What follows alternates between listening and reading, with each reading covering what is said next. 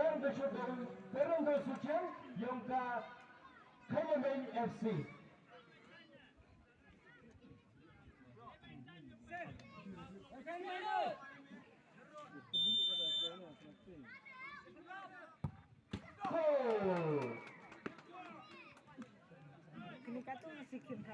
Mana yang kemarin motif kan?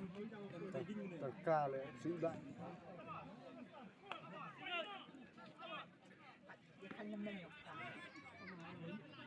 Benito galak kanang kita nawa. Galak skor tidak tahu cukai berkar. Boleh bawa Bukarles sebab apa ni kau?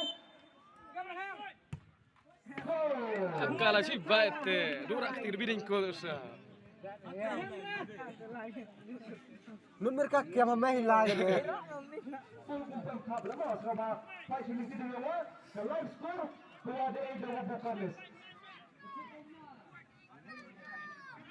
Ini para manajer semua coba melakukan percaya ke sampai. Gol.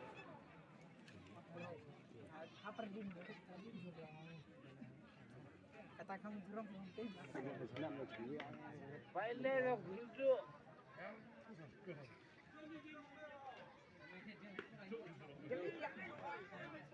Kemarin dia berapa? Dia berapa?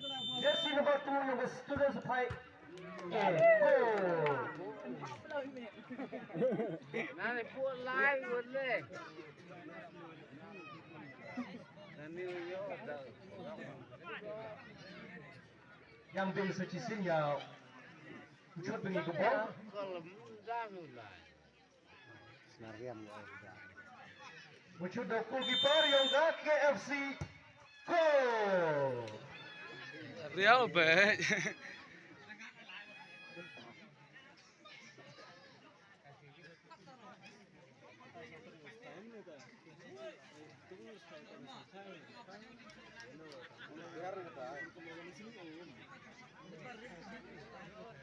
Tangan ya.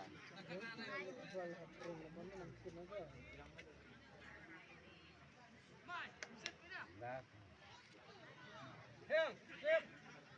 Dia tis dia. Gol dari secisin. Tahu ada pas ko. Secisin untuk bola. Dalam skor depan yang ke Kynmynsar FC ucut di kebal.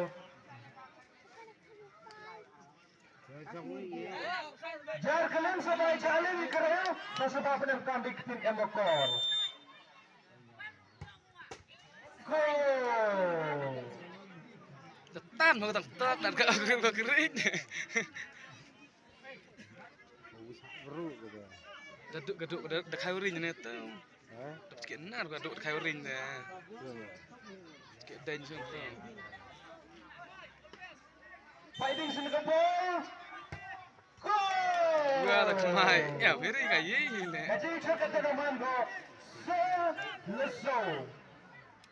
student 11 FC, so the Kynmynsar FC, so the Hindi por naman, dia paini sa Chisen, kajing shot na nomor jersey 7, yung ka Kynmynsar FC.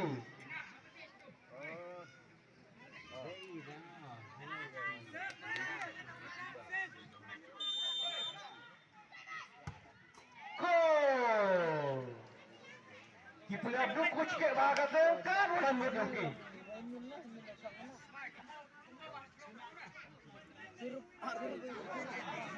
Lam.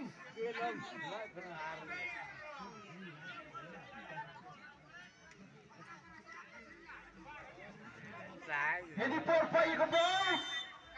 Mega. Gol. Hak kalah ni. Kahar diam. Tepidin sa Chisen orang free pelai starting ni ada jing leke. Apa kamu pelai ni ada ni jing leke. Nene jing shot tay mereka. Mungkin ni yang player jersey number 14 yang ke KFC. Pas Pilar Suciang.